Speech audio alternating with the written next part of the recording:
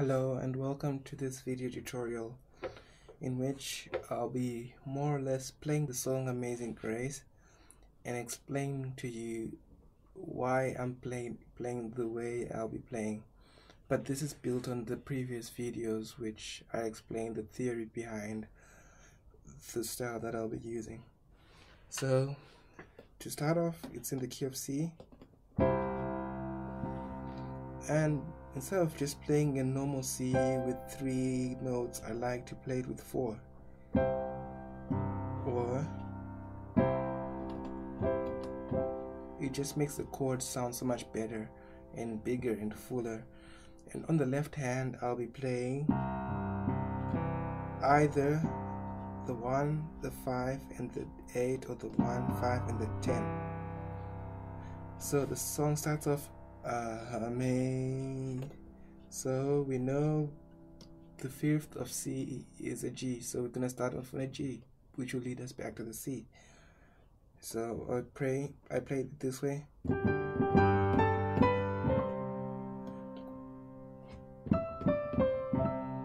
So what I'm doing here is, whenever you're playing in a crowd and people are listening to the way you're playing, you have to start off in a very definite way. So I usually keep the chords very basic so that everyone knows what song I'm playing. And when I'm playing the second verse, that's when I can play and stay and not play even the tune, but people have now got the tune in their heads and they can follow exactly where I am. So the second verse I can play like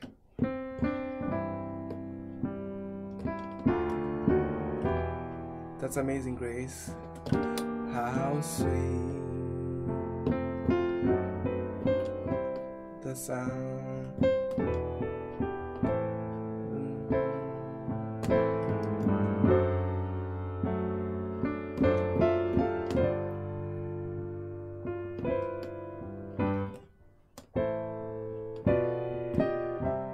So I wasn't playing the actual tune of the song, but because you know the song, you could follow where I was. When you're playing the song for the first time, the first verse, try to make it very definite. That's why I always start like this.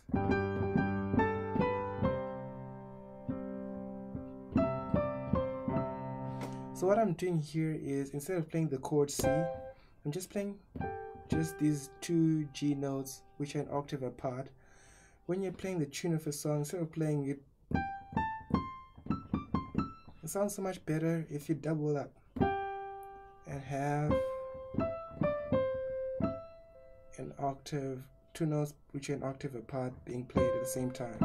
Use your 2 fingers, it sounds so much better and so much more powerful. And what I do as well, because I make you change the feel of the way you're playing all the time.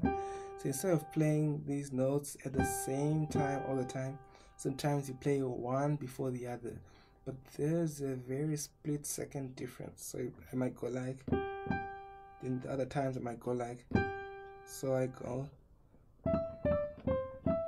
Notice how I played one before the other. Instead of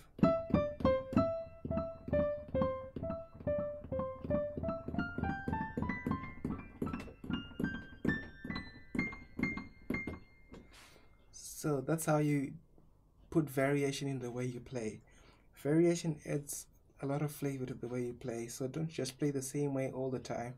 Vary the way you play. The other example of varying the way you play is not playing in the rhythm of the song. Stretch some beats and skip some beats and play fast on some beats. For example, Amazing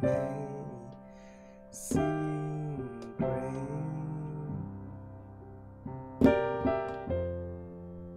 Notice how I took a long break before I went.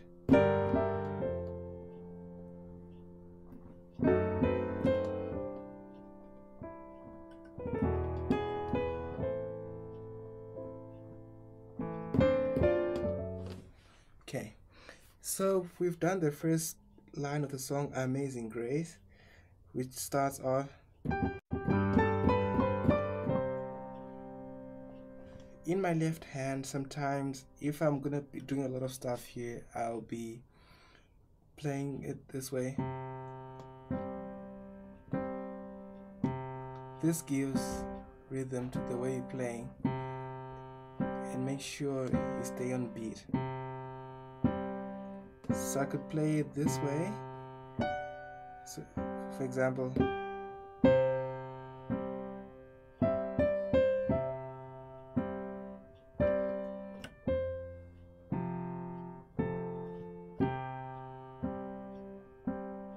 but the other way I could play is arpeggiating all the chords and playing the notes one at a time.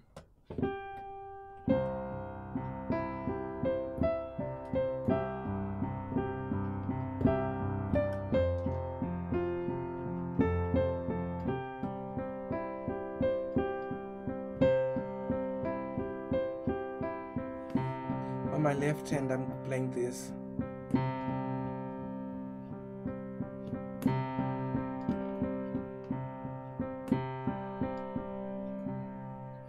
Whenever the beat starts for the measure, I play the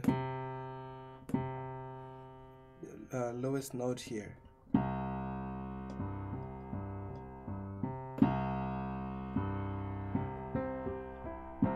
So that's a different way you could play your song. So we've done May.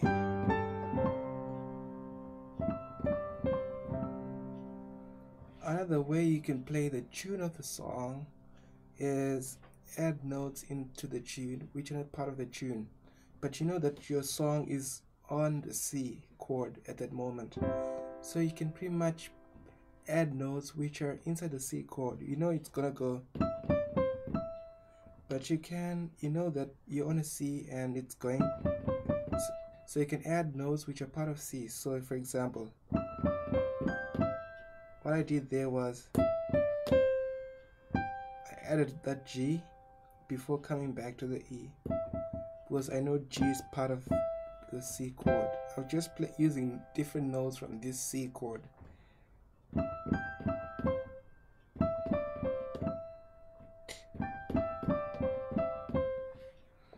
So that's how you can lead using notes and making the song more distinct and definite. So we're gonna go to the second line, and so we played May.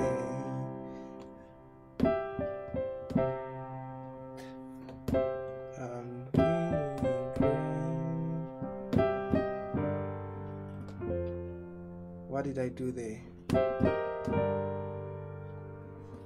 I showed you earlier on in a different video how you can play the C, add this 7th chord before you go to the F. But remember how the C can have the 9th? So we can have that 7th and the 9th. But instead of having the 7th and the 9th this way, I can start off on this C with the 3rd, then I move this finger to the 9th.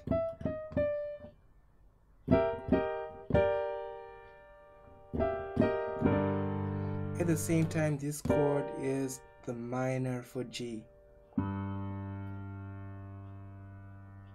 That's why I've got the G in the bass. May.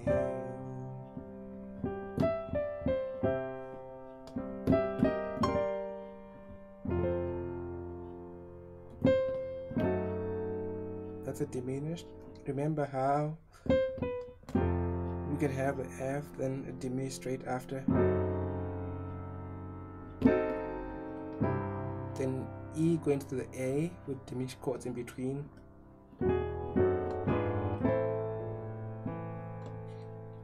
third, saved, and wretch. What did I do there? In the right hand I did, which is part of the tune of the song, but I used chords which use a tune. I was on A minor, but what I did was I'm on A minor and I know the A is gonna lead to a G, to a D, sorry. So instead of going from A, the tune goes this one. So I've still got my D, but I want to keep the tune. That's why I play this note instead. Then I just added this note, because if you've got your D, the 7th for D is this, and this is the note for the tune. So it was basically just a normal D with the 7th and the note for the tune. Remember how you can play the 7th for any chord, and whichever chord I'm going to show you, can play the 7th for that chord as well. Add a 7th on the top and make a chord bigger. So that's why we got this chord. So from the A minor, we ended up on this chord, which replaced the D. But on the right hand, I was on A minor, and I know I'm going to go to D. But instead of going to this D, I could go to this note, because it's part of the D chord. And the way I went to this chord was I tried to make a very smooth transition. I walked all the way to this note. Instead of just jumping from the A to this note, I walked using these notes. So the saved and rich. At the same time here I was going, so put it together, the saved, but I've got this chord. So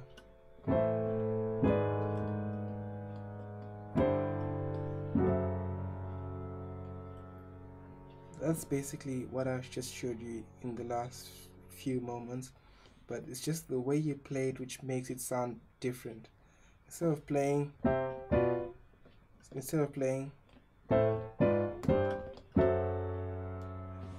roll the chords. So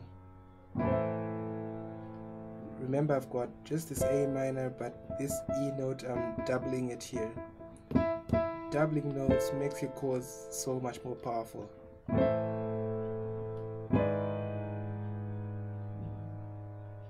I'm playing this note because I want to keep the tune here on the very last note here. So that's why I've got this note. But I'm playing this one because I've got it in my bass as well. So this is the chord which I have here.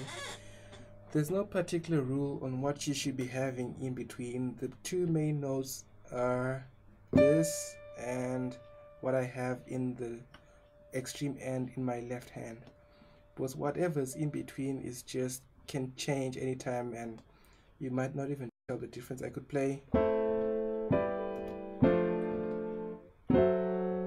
I changed what I was playing inside, but I didn't change what I was playing outside.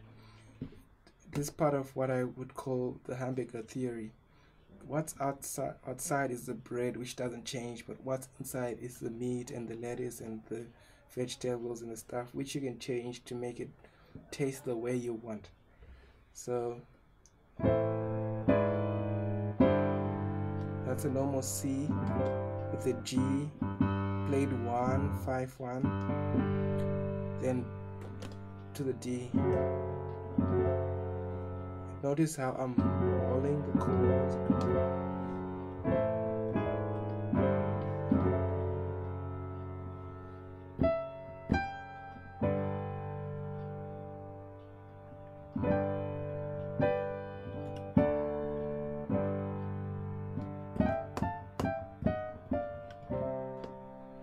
So the saved and rich like me.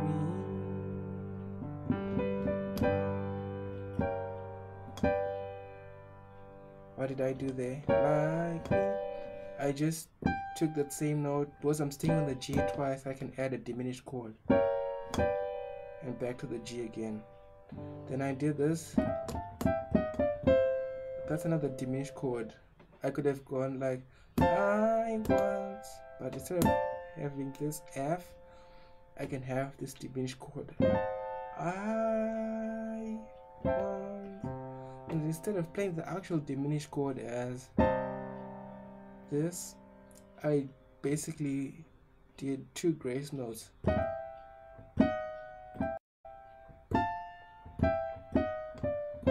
So starting from these 2 notes, I slide down, then I go up 1 note, then back, and back to those 2 notes, then down,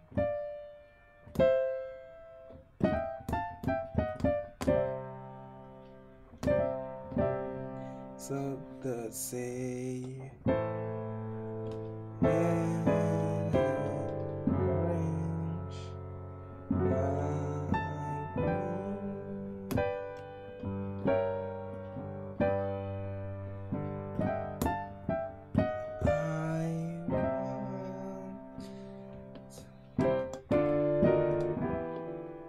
what did I do there? I once was lost. Remember how E minor is a neighbor to F, which we're gonna go to. But instead of just jumping from the C straight to the E minor, why not make the transition smooth? Walk it up. C, this. There's no particular formula to what chords I put in between. I just put in random notes just to make sure I play this on the very top and this on the very bottom. What was in the middle doesn't matter. You can just pretty much play anything if you want. Then I'm on the E and it's gonna stay a while on the E, so I could play another chord which is used to play before you go to F. Which chord can this be? This can be the C7.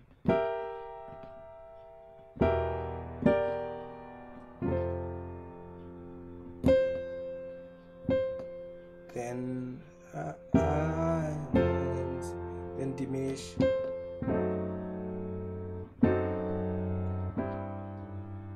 Then was blind. I'm gonna play an E going to an A, then going to a D and to a G.